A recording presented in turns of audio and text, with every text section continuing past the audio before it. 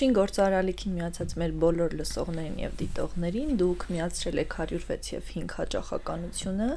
կարող եք թվային հարթակներում եւս դիտել գործարարալիքի բոլոր հաղորդաշարերը, սա հիշեցնեմ Թարմուղեղով Սրույսն է եւ մեր տաղավարում այսօր Ռուբեն Բանուչյանն է, ITES մեդիայի հիմնադիրը։ Ռուբեն ջան, բարի օր։ Բարի օր, շնորհակալ եմ այս հնարավորության համար։ Ես էլ ձեզ եմ շնորհակալ, որ ժամանակ եք գտել ու մեր տաղավարում եք, փորձելու ենք այսօր քաղաքական հարցեր քննարկել։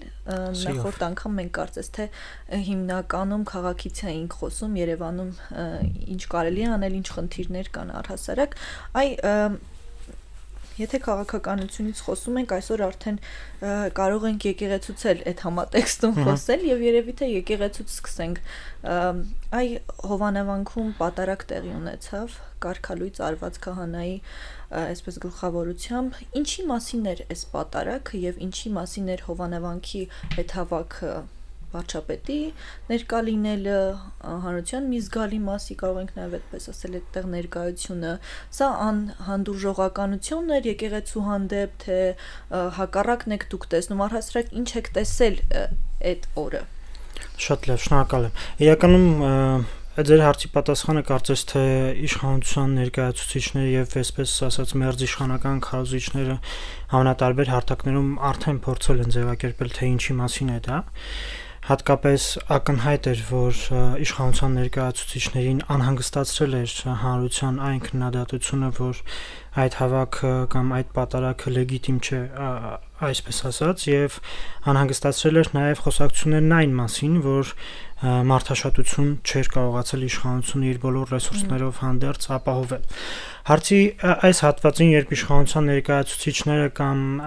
մերձիշխանական այսպես շրջանակները խոսում են, նրանք ձևակերպում են հետեւյալ կերպ, որ իրականում Հովանավանքում տեղի ունեցած հավաքը դա մի նոր սկիզբ էր, եկեղեցու ինքնամաքրման սկիզբն էր եւ մեծ հաշվով այստեղ քննարկելի չէ մասնակցության քանակը։ Խոսքն այն մասին է, որ իշխանությանը հաջողվել է ամեն դեպքում ստանալ մեկ հոգևորականի այժմ արդեն կարգալույծ եղած հոգևորականի աջակցությունը եւ ստանալ նաեւ այդ համայնքի այդ հոգևորականի ծառայության համայնքի շրջանակներում այդ հոգևորականի ծառայության համայնքի շրջանակներում ստացել է այդ աջակցությունը եւ ըստ էության նրանց ակնարկներն այն մասին են, որ սա ժամանակի ընթացքում ունենալու է ձնագնդի էֆեկտ եւ շատ այլ հոգևորականներ, որոնք տեսնելու են, որ հնարավոր է չընթարկվել մայրաթորին եւ վեհափառի որոշումներին, միանալու են իրենց։ Եվ կարելի է անդրադառնալ հարցի երկրորդ հատվածին, իրականում իշխանության ներկայացուցիչները այս մասով անկեղծ են, այսինքն նրանք խնդիր են դրել հնարավորինս եկեղեցու տարբեր ոչ, այդ գնահատականի մասով ոչ, համաձայն չեմ, նրանք անկեղծ են այն մասով, որ իրենց առջև դրված խնդիրը հետեւյալն է, իշխանության ներկայացուցիչները եւ իշխանությունը վարչապետ Փաշինյանի գլխավորությամբ իրենց առջև խնդիր են դրել պարզապես կարողանալ հնարավորինս շատ հոգևորականների աջակցություն ստանալ այս գործընթացում եւ ստանալ այնպիսի հոգևորականների աջակցություն, որոնք նաեւ աջակցություն են վայելում իրենց համայնքում։ Հանրարդարությամբ պետք է նշենք, որ իսկապես չի կարելի մեղադրել համայնքի բնակիչներին, որոնք այսպես քաղաքական հայացքներ որոշակի չէ։ Եվ ոչ միայն քաղաքական հայացքներ, նաև նրանք ունեն իրենց անձնական վերաբերմունքը Ստեփան Ասատրյանի կարգալույծ եղած Տեր Արամի նկատմամբ եւ այստեղ իշխանությունը ուղղակի օգտագործում է հնարավորությունը։ Մյուս դեպքում ես ուզում եմ հիասթափեցնել իրականում իշխանության ներկայացուցիչներին եւ այդ քարոզչությունն առաջ տանողներին, որովհետեւ ինչը տեղի ունենում, մոտավորապես 6 թե 7 ամիս է արդեն, եթե չեմ սխալվում, քանի ամիս է արդեն մայիսից թե մարտից սկսած վարչապետ Փաշինյանը հայտարարել է այսպես արշավ եկեղեցու դեմ եւ եթե չեմ սխալվում, ամբողջ աշխարհում բոլոր թեմերում միասին վերցրած հայ առաքելական եկեղեցին ունի ընդհանուր առմամբ 600 հոգևորական սպասավոր ամենատարբեր աստիճանակարգություններում եւ ըստ ամենայնի այս հսկայական արշավը, որ սկսվել է եկեղեցու նկատմամբ, իշխանությանը հաջողվել է ընդամենը 3 քահանայի աջակցություն ստանալ եւ ինչպես եւ կանխատեսում էր այս գործընթացներում իշխանության համար մեղմ ասած հեշտ չի լինելու, որովհետև գործ ունի 1700-ամյա այսպես ավանդություններով եւ կառուցակարգերով ամրապնդված մի ինստիտուտի հետ, որին պարզապես նույնիսկ եթե փորձես այսպես ֆինանսական ճնշումներ կամ նյութական ճնշումների ենթարկեցնել, եկեղեցին ինչ-որ իմաստով նաև վերացական կառույց է եւ ավելի այսպես արժեքային դաշտում գործող կառույց է եւ մեղմ ասած հեշտ չի լինելու այս գործընթացը։ Այ նախքին Տեր Արամի այս օրինակը կարող է օրինակ դառնալ եկեղեցու այդ համայնքի համար, որ այս ճանապարհով էլ կարելի է գնալ եւ տեսեք, որ իշխանությունը սա ընդունում է եւ եթե դու եկեղեցուն դեմ ես գնում, դու հանգիստ կարող ես շարունակել լինել քահանա, կարող ես պատարագ մատուցել։ Չի կարելի բացառել անշուշտ, որ կլինեն նման 1-2 դեպքեր եւս, եւ անշուշտ հենց իշխանությունները հիմնական իրենց թիրախը այսպես ասած խաղադրույքը դրել են հենց այս օրինակի վրա, որ այս օրինակը վարակիչ կլինի, բայց ես վստահ չեմ, թե այս գործընթացը մինչև ուր կարող է հասնել։ Ամեն դեպքում, գիտեք, եկեղեցին մի այնպիսի կառույց է, որտեղ հարաբերությունները այսպես հիերարխիկ կերպով են կարգավորվում եւ դա նման չէ այլ ինստիտուտների, որտեղ հարաբերությունները կարող են կարգավորվել այլ մեթոդներով եւ այլ տրամաբանությամբ։ Մշակույթ կա ձևավորված։ Անշուշտ կա մշակույթ ձևավորված եւ դա դիմացել է բազմաթիվ փորձությունների, հասկանալի է նաեւ, թե ինչ պատմականորեն ինչ փորձություններ է անցել, բայց ամեն դեպքում, որքան էլ տարօրինակ թվա, ես այս գործընթացում մի դրական բան կարող եմ առանձնացնել եկեղեցու համար։ Պատմականորեն սովորաբար այն ժամանակահատվածներում, երբ եկեղեցիները կամ որևէ այլ համայնք ընդհանրապես հալածանքների է ենթարկվել եւ դիմացել է այդ հալածանքներին, սովորաբար դրանից ավելի ուժեղացած է դուրս եկել։ Եվ գուցե այստեղ կարիք կա, որ եկեղեցին էլ նայի որոշ հարցերում իր մոտեցումները վերանայի եւ միանշանակ է, որ այդ մոտեցումները վերանայելու մեջ իշխանությունների ազդեցությունը չպետք է ունենա էական դերակատարում։ Այսինքն, եթե անգամ մենք ֆիքսում ենք, որ եկեղեցում առկա են որոշակի խնդիրներ, իսկ այդ խնդիրները առկա են եւ դրանք չտեսնելու համար պետք է կույր ձևանալ, ամեն դեպքում այս process-ներում եկեղեցին, ես կարծում եմ, ունի բավարար ներուժ գնալու, այսպես ասած, սեփական մեղքերը քավելու եւ առողջացման այն ճանապարհը, որ քաղաքական պարտադրանքով չէ թելադրված եւ քաղաքական նպատակահարմարությամբ չէ թելադրված։ Ես կարծում եմ եկեղեցին այստեղ պետք է քայլ առաջ կատարի եւ հնարավոր են բոլոր հատվածները, որտեղ ինքը խոցելի է, փորձի մեղմել այդ կամ վերանայի այն խնդիրները, որտեղ որ կան եւ առաջ շարժվի։ Ես ճիշտ եմ հասկանում, որ այս իրավիճակում եկեղեցին պիտի ամեն բան աներ, որպեսզի հանրության հետ կապը ավելի ամրանար եւ ոչ թե կտրվեր եւ այդ փոխադարձ վստահությունը ավելի այլ կերպ ձևակերպվեր, ավելի դրական իմաստ ստանար, բայց կարծես թե եկեղեցին այդքան էլ հստակ որոշում չունի այդ իմաստով։ Խնդիր տեսնում եք եւ արդյոք դուք նկատել եք դա, այսինքն փորձեր եկեղեցու կողմից հանրությանը ավելի իրենց մոտեցնել, որովհետեւ այ իշխանությունը ամեն բան անում է, որպեսզի այդ քարոզը ավելի ամրապնդվի հասարակության մեջ ու զգալի հատված կա հանրության, ովքեր իսկապես այդ քարոզի մաս են կազմում եւ իրենց թիվը կարծում եմ փոքր չի։ Այ եկեղեցին ինչ է անում։ Գիտեք, այստեղ պետք է մենք նաեւ հաշվի առնենք մեկ այլ հանգամանք, որ իդեմս իշխանության մենք գործ ունենք քաղաքական ուժի հետ եւ իդեմս եկեղեցում մենք գործ ունենք մի ինստիտուտի հետ, որը գուցե թե հանրային հաղորդակցության այն բավարար փորձը չունի, որ կունենա ցանկացած այլ քաղաքական միավոր։ Այսինքն քաղաքական գործիչների պարագայում եւ քաղաքական ուժերի պարագայում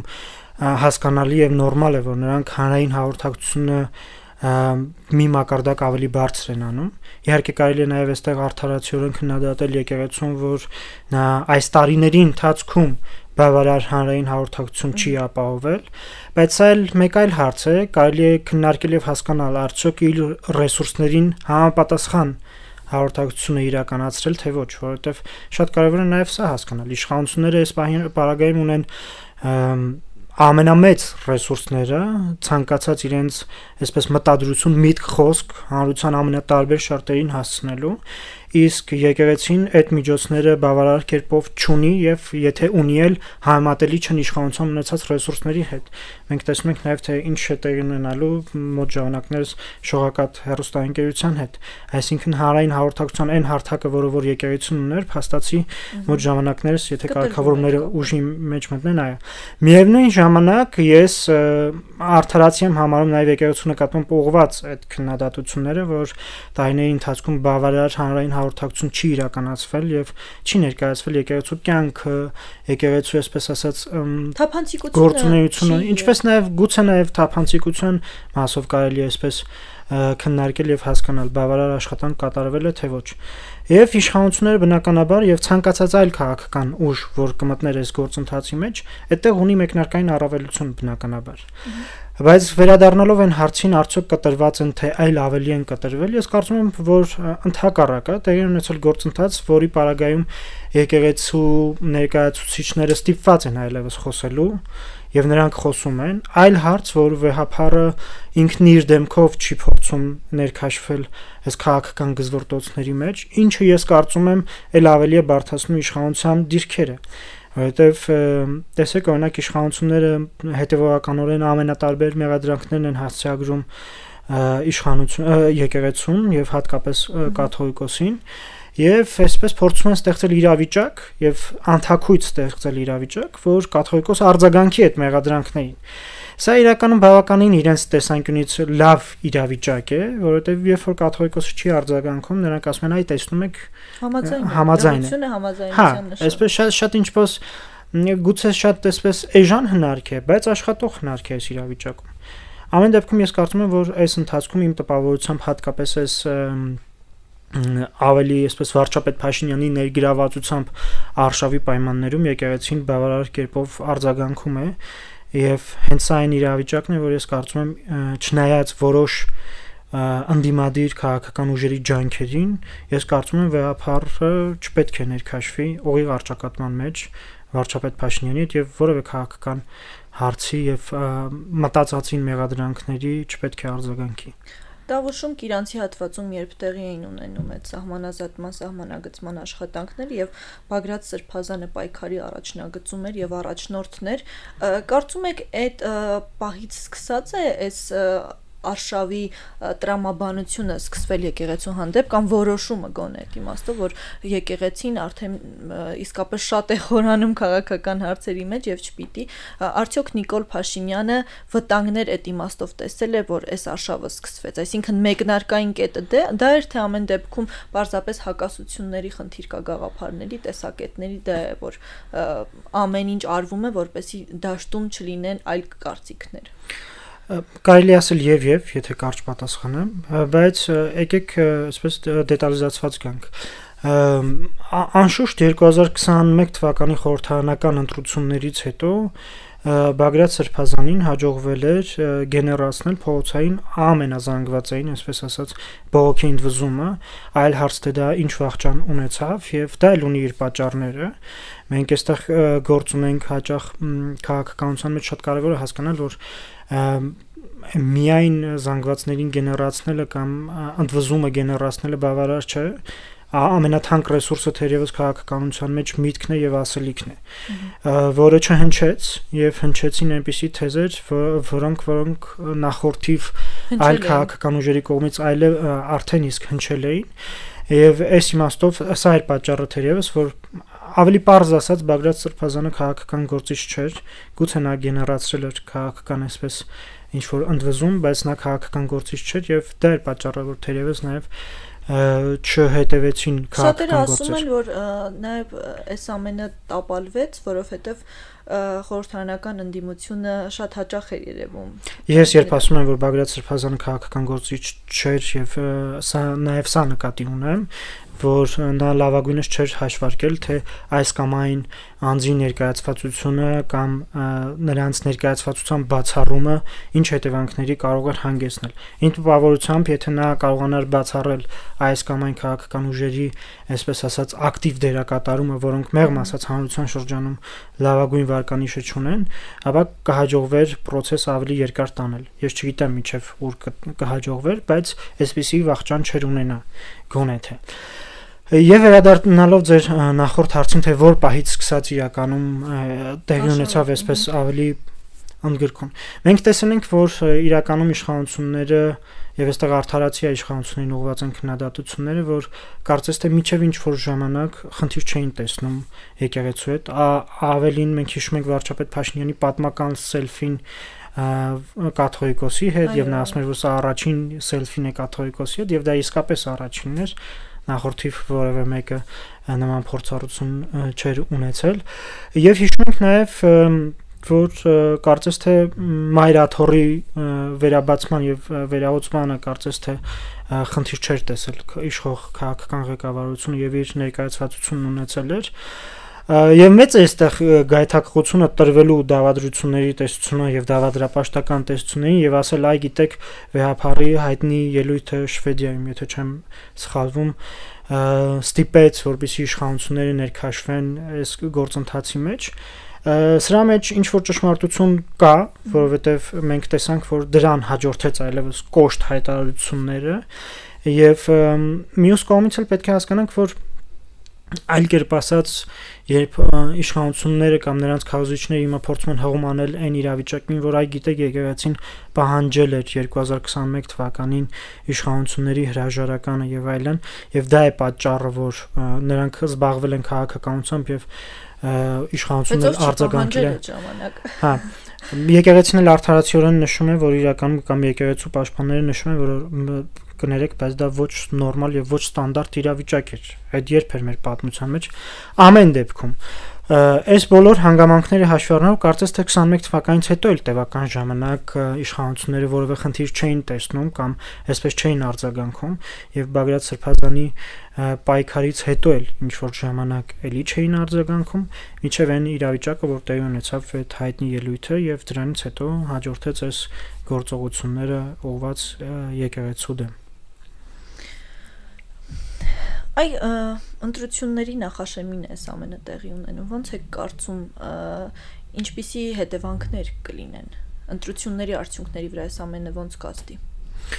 Որքան էլ էստեղ էլ մեծ գայթակղություն ասելու որ սա Փաշինյանի վարկանիշի վրա կանդրադառնա բացասաբար իմ տպավորությամբ այդպես չի անդրադառնա որովհետև այն ընտրազանգվածը որին որ Փաշինյանը թիրախավորել է անշուշտ այն մարդիկ չեն ովքեր կանգնած էին եկեղեցու կողքին եւ այն մարդիկ ովքեր որ գիտեք Հայաստանում կան մի բազմաթիվ կրոնական կազմակերպություններ եւ կրոնական կազմակերպությունների մասին օրենքը թույլ է տալիս եւ մեր համադրությունը թույլ է տալիս եւ կարծես թե այս գործընթացը ավելի այսպես ականջահաճո է լինելու այլ կրոնական կազմակերպությունների անդամների համար ամենայն հարգանքով բոլորի այսպես ասած կրոնական զգացմունքների դիրքորոշման խղճի դավանանքի ազատությանը բայց ես կարծում եմ Փաշինյանը հասկացել է որ այսպես թե այնպես հայ առաքելական եկեղեցու կողքին հավաքված հանրությունը կամ հանրության են հատված ովքեր աջակցում են եկեղեցուն այսպես թե այնպես իրեն քվե տվողներ չեն եւ հետեւաբար այս մասով ես չեմ կարծում թե վարկանիշի այսպես խնդիր կունենա, այսինքն կկորցնի ինչ-որ վարկանիշ։ Կորցնելու շատ այլ հարթակներ կան եւ շատ այլ տեղեր կան եւ այլ կատեգորիաներ կան եւ այլ խմբեր կան, որոնցից հնարավոր է որ այսպես աջակցություն չստանա Փաշինյանը։ Օրինակ քաղաքականապես ավելի հասուն ընտրազանգված, քաղաքականապես ավելի այսպես կայացած ընտրազանգված եւ Կարծում եք Նիկոլ Փաշինյանը վախեր ունի այդ իմաստով, որովհետեւ այդ ընտրազանգվածը քիչ տոկոս է միշտ։ Այդպիսի թյուրըմբռնում կա, թե դա քիչ տոկոս է, եկեք նայենք հարցումների արդյունքներին, հանրության 60%-ից ավելին, ովքեր ընտրական իրավունք ունեն, դա Ամերիկյան Հանրապետական ինստիտուտի վերջին հարցումներն եմ ես ասում, 60%-ից ավելին չի պատրաստվում մասնակցել ընտրություններին եւ չունի ընտրություն։ Այս իրավիճակում իհարկե իշխանության դիրքերն ավելի են ամրապնդվում, որովհետև ցածր մասնակցության պարագայում եւ վարչական ռեսուրսի կիրառման պարագայում նրանց շանսերը ավելի են մեծանում։ Բայց այս ընտրազանգվածը, որը որ չի մասնակցում ընտրություններին, ես չեմ եկեք չթերագնահատենք մեր հանրությանը եւ ինչի չեն մասնակցում այդ մարդիկ ընդհանրապես ընտրություններին եւ ինչի ընտրություն չունեն, որովհետև այն քաղաքական ուժերը եւ այն համակարգը, որի պայմաններում տեղի ունենալու կամ տեղի են ունենում ընտրություններ, դրանք ընտրությունների մասին չեն մեծ հաշվով եւ այս մարդիկ չեն տեսնում եւ քաղաքականապես ավելի հասուն ընտրազանգվածն է որ չի տեսնում որ այս քաղաքական ուժերը այս կոնֆիգուրացիայով եւ այս խաղի կանոններով կկարողանան ընտրություն առաջարկել դա է պատճառը որ մարդիկ ուղղակի հարցումներում պատասխանում են որ չունեն ընտրություն այսինքն չկա քաղաքական ուժ որ կարող է առաջարկել իրենց ընտրություն Հասուն քաղաքացին Հայաստանի Հանրապետության ինչ հարցադրումով պիտի գնա ընտրության, այսինքն ինչը առաջնահերթ համարելով, ինչի համար եմ ընտրում, այս մարդուն կամ այս մարդուն, այսօր տարանջատում է գնում պատերազմի կուսակցություն, խաղաղության կուսակցություն, այս մարդիկ խաղաղություն են բերում, այս մարդիկ գալու են, որ մենք նոր պատերազմ տեսնենք, ինչ տրամաբանություն պիտի լինի, որպեսզի մարդիկ հասկանան, թե ինչի համար է այս ամենը տեղի ունենում։ Էլի վերադառնալով եւ հղում անելով այն տվյալներին, որոնք որ մենք ունենք։ Տեսեք, հանրության 60%-ից ավելին հասկացել է, որ այդ օրակարգերը իր համար չեն, եւ փաստացի հանրության այդ, այսպես ասած, մենակների բազմությունը կամ լուր մեծամասնությունը հասկացել է, որ Հայաստանի համար հիմնական խնդիրները դրանք չեն։ Որտեւ եթե դրանք լինեին, այդ խնդիրների վերաբերյալ ամենատարբեր լուծումներն առաջարկողներ կան։ Կգտնվեին մարդիկ եւ կգնային կքվեարկեին այս կամ այն քաղաքական ուժին։ Որն է հետեւաբար խնդիրը, որ ընտրողների մեծամասնությունը չի ուզում մասնակցել այս գործընթացին։ Շատ պարզ, այս գործընթացը եւ արկա քաղաքական խաղի կանոնները, ընտրական օրենսգիրքը, կուսակցությունների մասին օրենքը, այսպես ասած, այս մեծ խաղին մասնակցող ուժերը եւ այս պարագայում հանրությունը տեսնում է, որ տեղի ունենալու ընդհանրապես դերերի փոփոխություն լավագույն դեպքում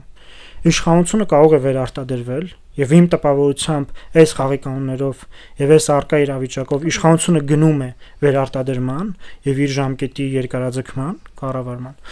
Եվ ընդդիմության պարագայում լավագույն սցենարի դեպքում մենք տեսնելու ենք դերակատարների փոփոխություն, այսինքն թե ով կլինի երկրորդ ուժը։ Եվ երկրորդ ուժի համար են մեծ հաշվով այս պահին արկա քաղաքական դաշտում ընդդիմադիր ուժերը պայքարում։ Նրանք չեն պայքարում իշխանություն վերցնելու համար, որովհետև էլի եմ ասում։ Այո, թյուրը չէ այդ կարծիքը, որ իշխանության համար պայքարողներ կան։ Ոչ, իշխանության համար իմ տպավորությամբ այս իրավիճակում պայքարողներ չկան եւ չկա բավարար դաշտ եւ բավարար հնարավորություն պայքարելու իշխանություն վերցնելու համար։ Այս խաղի կանոնները, որոնք որ հիմա կան, սրանք բացառապես վերարտադրության մասին են եւ չեն արտահայտում հանրության լավագույն ընտրությունը։ Այս իրավիճակում հանրության այդ ընտրազանգվածը, որը կգնա եւ կքվեարկի լավագույն դեպքում դու իրեն կարող ես տեղից շարժել մեկ օրակարգով արկա խաղի կանոնները փոխելու, այսինքն ծրագրային դրույթների մասին խոսակցությունը այս իրավիճակում չի հետաքրքրում հանրության մեծամասնությանը, որովհետեւ հետաքրքրում հանրությանը Արցախի հարցն է հետաքրքրում, բայց նաեւ ասեմ թե ինչու չի հետաքրքրում, որովհետեւ կներեք, եթե ձեր բնակարանում հրդեհը կամ ձեր բնակարանում այսպես ջրհեղեղ է, դուք ձեր արժեվ խնդիր չեք դնում քննարկելու ձեր լուսամուտները պետք է լինեն վիտրաժային թե ինչ, ձեր լուսավորությունը պետք է լինի, չգիտեմ, որ կելվինի վրա պետք է լինի, ձեր ննջարսենյակը ինչ գույնով պետք է ներկվի։ Իսկ այս քաղաքական ուժերը եւ ընտրություններին պատրաստվող քաղաքական ուժերը գալիս եւ քննարկում են այս հարցերը։ Եվ չեն քննարկում են հարցերը, եւ չեն քննարկում են միակ եւ ամենակարևոր հարցը, որ արկա խաղի կանոնները թույլ չեն տալիս, որպեսզի դուք կարողանաք քննարկել լուսամուտը կլինի վիտրաժային, թե կլինի ինչպեսին, լուսավորությունը կլինի այսպեսին, թե այնպեսին։ Այսինքն խնդիր կա նախ այդ ջրհեղեղը վերացնելու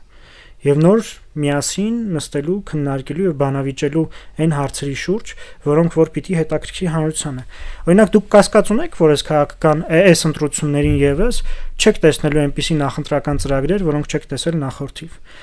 21 թվականի ընտրություններին մենք տեսել ենք 28, եթե չեմ սխալվում, 28 նախընտրական ծրագիր։ Դրանք այս կամ այն կերպ տարբեր կետերում համընկնում են, տարբեր կետերում տարբերվում են։ Բայց դրանք բովանդակային ընդհանուր իմաստով, բայց դրանք ընտրողին չեն հասնում մեծ հաշվով եւ ընտրողի վարքի վրա չեն անդրադառնում։ Այսինքն այնպես չի թե ընտրողը, այսպես ասած, կարդում է նախընտրական ծրագրերը եւ հասկանում է, որ այսա լավն է։ Քարոզչական իմաստով որոշ դրվագներ կարող են անդրադառնալ։ Չգիտեմ, քաղաքացիական պայմանագիրը 2021 թվականի նախընտրական ծրագրում խոստանում էր Շուշիի եւ Հադրութի դեօկուպացիա։ Այս քարոզչական որոշակի դրույթներ, բայց մեծ հաշվով ընտրողը հնարավորություն չունի այսօր կարդալու եւ ծանոթ այնպիսի միջավայր չի, որպեսզի նա կարդա նախընտրական ծրագրերը եւ ըստ այդմ իր ընտրական վարքը պայմանավորի։ Էլի ընտրությունը կատարվելու է վատի եւ վատթարի միջև, էլի կատարվելու է նախկինների եւ ներկաների միջև, կատարվելու է այսպես վերացական լոզունգների միջև։ Ես հարց ունեմ նաև ընդդիմությանը եւ ընդդիմությանը, որովհետեւ իշխանության հետ հասկանալի է իշխանությունը իր արժեվ խնդիր է դրել վերարտադրության եւ լուծելով գնում է եւ այդ կարծես թե անշեղորեն գնում է այդ ճանապարհով ես չեմ էլ ուզում այս մեր զրույցը հուսահատեցնի մեզ դիտողներին եւ նրանց ովքեր ուզում են փոփոխություն տեսնել բայց ես հարց ունեմ այն ընդդիմադիր քաղաքական ուժերին որոնք ուզում են փոփոխություն առաջարկել լավ 4-5 տարի շարունակ ձեր խոսույթը, բառամթերքը, բառապաշարը չի փոխվում։ Եվ հանրությունը չի արձագանքում։ Այսինքն այս կամ այն հարցերի վերաբերյալ քննարկումներն ու քննադատությունները իշխանության կողմից գնում են սրա մասին։ Իշխանությունն ասում է դուք կոռուպցիոներ եք, թալանչի եք եւ այլն եք, ընդդիմությունն ասում է դուք դավաճան եք, թուրք եք, գործակալ եք։ Սա պարարտ միջավայր է բացառապես իշխանության համար։ Որովհետև ինչպես որ տեսնում եք, բայց հիմնականում դա խորհրդարանական ընդդիմությունը չի ասում։ Հիմնականում խորհրդարանական ընդդիմությունն է ասում, իսկ արտախորհրդարանական ուժերը ցավոք սրտի չունեն այն բավարար ռեսուրսը, եթե անգամ ինչ-որ ռացիոնալ օրակարգ են առաջարկում, չունեն այն բավարար ռեսուրսները այդ օրակարգը առաջ մղելու եւ տեղ հասցնելու։ Եվ արտախորհրդարանական այսպես կոչված այս ուժերը, որոնք փոքրի շատ է օրինակ կան ուժեր, որոնք առաջարկում են ալտերնատիվ օրակարգ, պիտի հասկանան եւ պիտի գիտակցեն մեկ այլ կարեւոր բան։ Իշխանությունների հետ մտնել այս օրակարգերի շուրջ քննարկման մեջ միայն ձեռը տալիս այս իշխանություններին։ Եվ մի օրակարգ կա իմ տպավորությամբ, որ կարող է եւ կաշխատի, դա այն օրակարգն է, որ պետք է մերժվի այս խաղի կանոնները, որից հետո նոր մենք կարողանանք խոսել ծրագրերի մասին։ Մենք կարողանանք խոսել մեզ պետք է կանաչ տնտեսություն, թե պետք է, չգիտեմ, ավելի կապիտալիստական, ավելի այսպես մեզ պետք է հանքերը շահագործել, թե պետք չի շահագործել, մեզ պետք է բանակը զարգացնել այս մոդելով, թե պետք է թողնել այս մոդելով։ Այդ խաղի կանոններ, որ ասում եք, ինչ եք դուք դրա տակ տեսնում։ Խաղի կանոնները հետեւյալի մասին են։ Հայաստանում ցավոք սրտի կուսակցական համակարգը կայացած չէ բավարար կերպով։ Սա ունի իր օբյեկտիվ եւ սուբյեկտիվ պատճառները։ Եվ չկայացած կուսակցական համակարգի եւ չկայացած կուսակցությունների պարագայում մենք չենք կարող ակնկալել, որ կարող է արտադրվել քաղաքական միտք։ Լավագույն դեպքում կարող է արտադրվել բարի ցանկություններ, որոնք մենք տեսնում ենք նախընտրական ծրագրերում։ Դրանց տակ գրեթե չկան հետազոտություններ, այսինքն կան ընդհանուր ընկալումներ։ Մենք չգիտենք Հայաստանում ընտրություններին մասնակցող այս կամ այն քաղաքական ուժերը ի վերջո աչական հայացքների կրող են, ձախական հայացքների կրող են, գաղափարներ ընդունում են, թե ընդհանրապես չեն ընդունում, օրինակ քաղաքացիական պայմանագիրը չունի իզմեր։ Իրենք ասում են մենք չունենք իզմեր։ Կամ ընտրություններին մասնակցելու հայտ են ներկայացնում ուժեր, որոնք ասում են, որ իրենք ապաքաղաքական պայքար են պատկերացնում, չքաղաքականացված պայքար են պատկերացնում եւ քաղաքական հայտ են ներկայացնում։ Սրանք լրջագույն խնդիրներ են եւ խաղի կանոններ փոփոխելու մասին ես սա նկատի ունեմ, երբ ասում եմ պետք է խաղի կանոններ փոխվեն, պետք է ստեղծվի բավարար միջավայր, որի պարագայում կստեղծվեն կոմպետենտ քաղաքական ուժեր, ովքեր առաջ կմղեն իրենց քաղաքական գաղափարները ըստ իրենց քաղաքական գաղափարախոսությունների։ Կլինեն սոցիալ-դեմոկրատներ, կլինեն, չգիտեմ, ծայրահեղ լիբերալներ, ծայրահեղ պահպանողականներ։ Սրա անհրաժեշտությունը իմ տպավորությամբ արդեն վաղուց հասունացել է Հայաստանում եւ սրա պահանջը կա, որովհետեւ սա ձևավորվի։ Դա է վկայում նաեւ, ելի եմ ասում, այն, որ ընտրողների մեծամասնությունը չի ուզում մասնակցել այս նախընտրական,